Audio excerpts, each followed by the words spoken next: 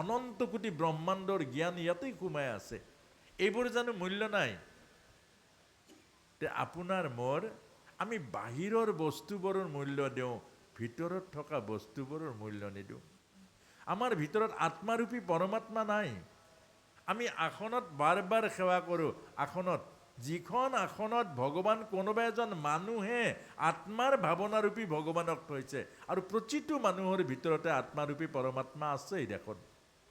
এবাৰ ভিতৰলৈ চাওক, সেই আত্মাৰূপী পৰমাত্মাক দেখা পাব। আপোনাৰ ভিতৰতে ঈশ্বৰ বহি আছে, কিন্তু আপুনি মই ঈশ্বৰক নাচাওঁ, ভিতৰত থকা ঈশ্বৰক নাখাওঁ। সেইকাৰণে চাধা মান ধপাত দিওঁ, মুখেৰে লেতেৰা লেতেৰা বস্তু দিওঁ, অখাদ্যবোৰ আমি দিওঁ। কেলে দিওঁ?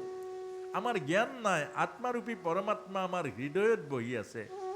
এই আত্মাৰূপী পৰমাত্মাৰ এইখন দুৱাৰ মুখ, এই মণিকূট হ'ল হৃদয়, দেহ দ্বাৰকা, মন মথুৰা, হৃদয়খন বৃন্দাবন, য'তে ভগৱন্ত আছে। আৰু ভগৱন্ত আমি ভিতৰত নাচাওঁ, বাহিৰৰ ভগৱানক পৰি পৰি পৰি পৰি সেৱা কৰোঁ। আৰু ভিতৰত যি ভগৱানে আমাক চৈতন্য কৰি ৰাখিছে, যি ভগৱানে আমাক জীৱন দিছে, যি ভগৱানে প্ৰেম দিছে, যি ভগৱানে কৰোণা দিছে, যি ভগৱানে অনুভৱ দিছে, তাক প্ৰতিদিন মাৰিছোঁ। চাদা খাইছোঁ, শিখৰ খাইছোঁ, ড্ৰাগছ খাইছোঁ। ইয়াতকৈ মূঢ়তা, ইয়াতকৈ অজ্ঞান আৰু কিবা আছে জানো? ভগৱানে এই কথাটোকে কৈছে। স্বামী বিবেকানন্দই কৈছে, আপুনি বেলেগকে ভগৱানক পুজিব নালাগে, আপুনি নিজক পূজা কৰক। প্ৰথম নিজৰ চৰণত পানী ঢালক, খং ৰাগ যাবগে। কেলে? প্ৰথম চৰণ ধুৱক, বেলেগৰ চৰণ নহয়, নিজৰ চৰণ ধুৱক। আপোনাৰ ভিতৰত এই ৩৩ কোটি দেৱতা শৰীৰৰ মাজতে আছে। চকুত সূৰ্য আছে, নাকত অশ্বিনী কুমাৰ আছে, বাহুত ইন্দ্ৰ আছে, হৃদয়ত বিষ্ণু আছে, আৰু আমাৰ এই আত্মাৰূপী পৰমাত্মা আছে। এইবোৰ চব আমাৰ ভিতৰত আছে। গতিকে আমাৰ নিজক চাওক, সেলফ ৰিয়েলাইজেশ্যন, নিজক অনুভৱ কৰক, নিজক দৰ্শন কৰক। নয়ম আত্মা বলহীন লভ্যতে, আত্মবল যাৰ নাই, আত্মাক যিজনে চিনি নাপায়, আত্মাক যিজনে বিচাৰি পোৱা নাই, আত্মাৰূপী পৰমাত্মাক যিজনে দৰ্শন কৰা নাই, মানৱ জীৱন ব্যৰ্থ বুলি কৈছে। আৰু সেইকাৰণে বাহিৰৰ জগতখন আমি বিচাৰোঁ। বাহিৰৰ জগত কি লগত যাব? এটা চিগা বেজিও নাযায়। এই কাগজৰ পইচা কাম নাথাকিব। কাগজৰ পইচা 20 টকীয়া 2000 টকীয়া নোটবোৰ কি কাম আছে? ফটা কাগজ হৈ গ'ল, লগে লগে ফটা কাগজ হৈ গ'ল। বাহিৰৰ বস্তুৱে আপোনাক কাহানিও মাত নিদিয়ে, ঘৰটোৱে মাত নিদিয়ে। তই মোৰ বুলি নকয়, আমি মাত্ৰ মোৰ মোৰ মোৰ মোৰ বুলি কৈ থাকোঁ। গতিকে অৰ্জুনক কৈছে, অৰ্থাৎ আপোনাক হ'বক কৈছে যে ভুল নকৰিব। নিজে সত্য, ভগৱান সত্য নহয়। আপুনি নিজে সুস্থ সবল সুন্দৰ হৈ থকালৈকে ভগৱান সত্য। যিদিনা বিচনাত পৰিব, যিদিনা জ্ঞান বুদ্ধিৰ ভগৱান সত্য নাই, নিজেহে সত্য। আৰু নিজক অত্যাচাৰ কৰিলে এদিন তাৰ ফল ভুগিব লাগিব। যি মানুহে নিজক অত্যাচাৰ কৰিলে, যি মানুহে নিজক মাৰিলে, যি মানুহে নিজক নষ্ট কৰিলে, যি মানুহে নিজক বুজি নাপালে, সেই মানুহে মানৱ জন্মৰ সোৱাদ নাপাব। আৰু সেই মানৱ জন্মৰ পাছতেই শাস্তি আৰম্ভ হ'ব, নৰক যাতনা, নৰক যাতনা। সেইকাৰণে আমাক এইটো কথা কৈছে, গান্ধাৰ নীলোৎপলা, অৰ্থাৎ ভীষ্ম দ্ৰোণ তথা জয়দ্ৰথ জ্বলা, গান্ধাৰ নীলোৎপলা। জয়দ্ৰথ বাদে দুখলাৰ গিৰিয়েক, দুখৰ গিৰিয়েক জয়দ্ৰথ, আৰু গান্ধাৰ নীলোৎপলা। গান্ধাৰ মানে শুকুনি। সংসাৰৰ যিমানবোৰ বুদ্ধি, সংসাৰৰ যিমানবোৰ জ্ঞান, সংসাৰৰ যিমানবোৰ বন্ধু, সংসাৰৰ যিমানবোৰ আপোন, এইবোৰ হ'ল শুকুনি। নীলাপদুম, গুৰিটো বোকাৰে লেতেৰা, গুৰিটো বোকাৰে লেতেৰা। সংসাৰৰ বুদ্ধি প্ৰতিটো লেতেৰা। আপোনাৰ বেমাৰ হৈছে, আপুনি কাৰোবাক কওক যে হেৰা মোৰ বন্ধু বৰ এনেকুৱা বেমাৰ, এই ইয়াত নেদেখুৱাবে না, ভেলোৰে লৈ যোৱা। সি টকা আছে নাই বুজি নাচায়, কি বেমাৰ হৈছে সেইটো আপোনাক চিন্তা কৰিবলৈ নিদিয়ে। সি তৎক্ষণাত ক'ব ভেলোৰ যোৱা। এজন বন্ধু হ'ল জানো? কাৰোবাৰ লগত হেৰা মোক আজি টান কথা ক'লে কেছ দিয়া, এজন জানো বন্ধু হ'ল? বোকাটো লেতেৰা, ইয়াৰ গুৰিটো লেতেৰা। শুকুনিৰ সংসাৰৰ বুদ্ধি দুৰ্যোধনে বুজি নাপালে, সেইকাৰণে শুকুনিৰ প্ৰতিটো বুদ্ধিয়ে দুৰ্যোধনক জীৱনৰ সৰ্বোত্তম তললৈ লৈ গ'ল। মান গ'ল, মৰ্যাদা গ'ল, সমস্ত শৰীৰৰ শক্তি সামৰ্থ্য চব নষ্ট হৈ গ'ল এটা কয়। আৰু পাপ মহা পাপ কৰি এগৰাকী দ্ৰৌপদীক বস্ত্ৰ হৰণ কৰাৰ ইমান তললৈ নামি গ'ল। সংসাৰৰ বুদ্ধিয়ে হ'ল শুকুনিৰ বুদ্ধি। সেইকাৰণে ভগৱান কৃষ্ণৰ এই কথাটোৱে আপোনাক মোক কৈছে আজি প্ৰথম, যে যেতিয়া কৃষ্ণ আৰু ওচৰলৈ অৰ্জুন আৰু দুৰ্যোধন গৈছিলে, ভগৱান কৃষ্ণই কৈছিলে, এইটো পৰমাৰ্থ তত্ত্ব, যে মই কুৰুক্ষেত্ৰ যুদ্ধত অস্ত্ৰ নধৰো, কাক লাগিব? অৰ্জুনে ক'লে যে তোমাক লাগিব, আৰু দুৰ্যোধনে ক'লে নাৰায়ণী সেনা লাগিব, দুয়ক্ষখিনি। আৰু আপোনাক মোকো কৈছে, আপুনি কাক মূল্যাংকন কৰে? আধ্যাত্ম জীৱনক মূল্যাংকন কৰে নে ভৌতিক জীৱনক মূল্যাংকন কৰে? আপোনাক মোকো এই প্ৰশ্নই কৰিছে। আপুনি আধ্যাত্ম জীৱনটোক মূল্যাংকন দিয়ে নে ভোগ আৰু বিলাসৰ ভৌতিক জীৱনটোক মূল্যাংকন কৰে? যে ভোগ আৰু বিলাসৰ জীৱনটোৱে ঈশ্বৰ বিমুখ কৰিব। অৰ্থাৎ এইটোৱে কৰ্ণই কৈছিলে যে তুমি নাৰায়ণক এৰি নাৰায়ণী সেনা ল'লা।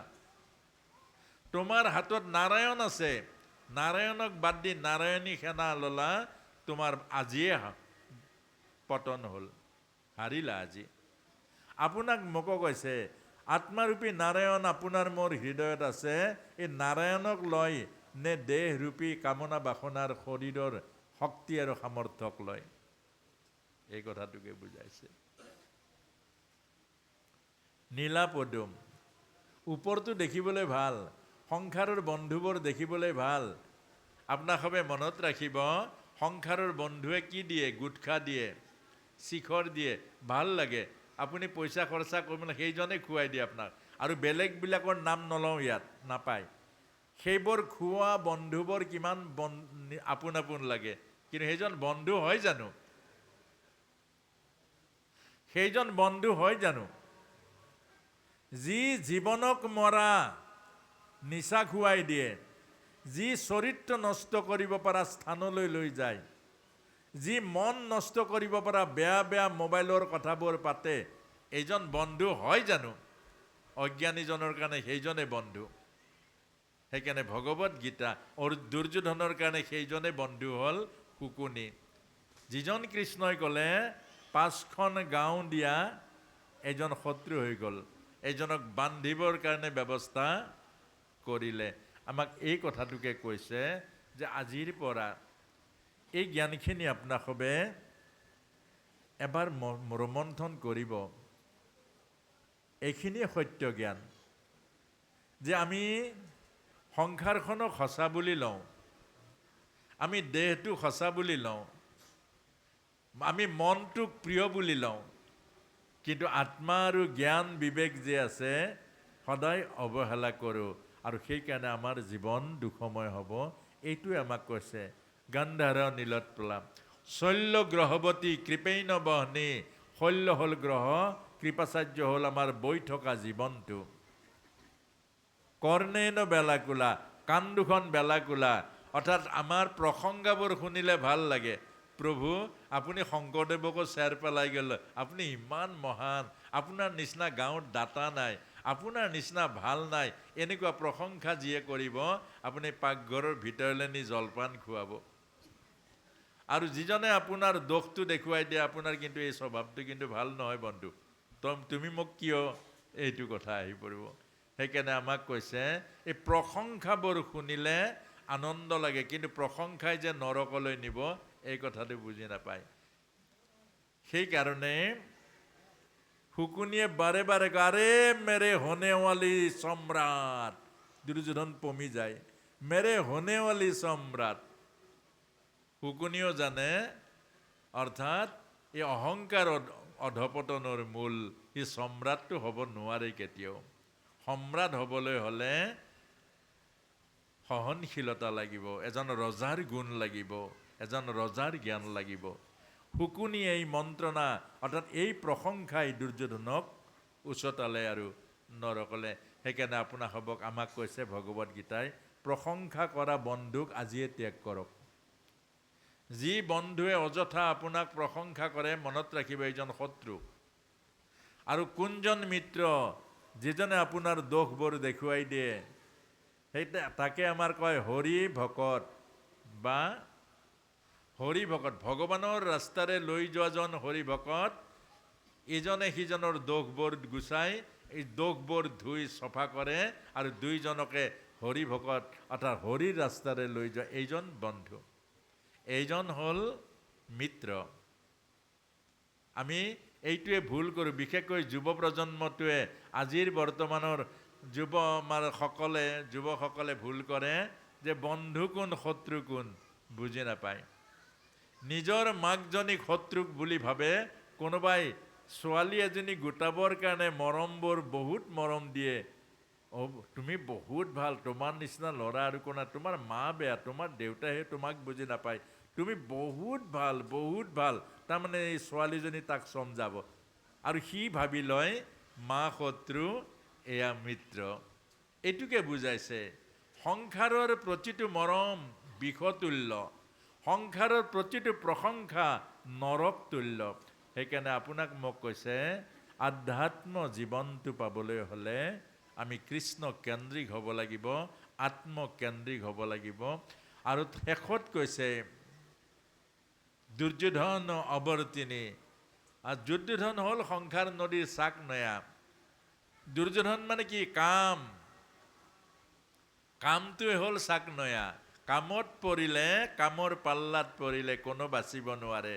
মনত ৰাখিব, আমাৰ ভিতৰত থকা কামৰূপী এই চাকনৈয়াত পৰিলে ভীষ্মৰ নিচিনা সন্তও তললৈ গৈছে, দ্ৰোণাচাৰ্যৰ নিচিনা গুৰু তললৈকে গৈছে। গতিকে আমাক এই কথাটোকে কৈছে কামক ভয় কৰিব, কামক ভয় কৰিব। যাহা কাম তাহা নেহি ৰাম। য'ত কামনা বাসনা আছে তাত ৰাম নাই। যাহা কাম তাহা নেহি কাম, জৈছে ন মিলে ৰবি ৰজনী এক থাম। দিন ৰাতি যেনেকৈ একলগ নালাগে, ৰাম আৰু কাম, সুখ শান্তি আৰু আধ্যাত্ম কল্যাণ একেলগে নাথাকে। সেইকাৰণে এইখিনিৰ মাজেৰে আমাক ভগৱত গীতা আৰু জীৱনৰ যিটো একাত্মতা এইখিনিকে আমাক বুজাইছে।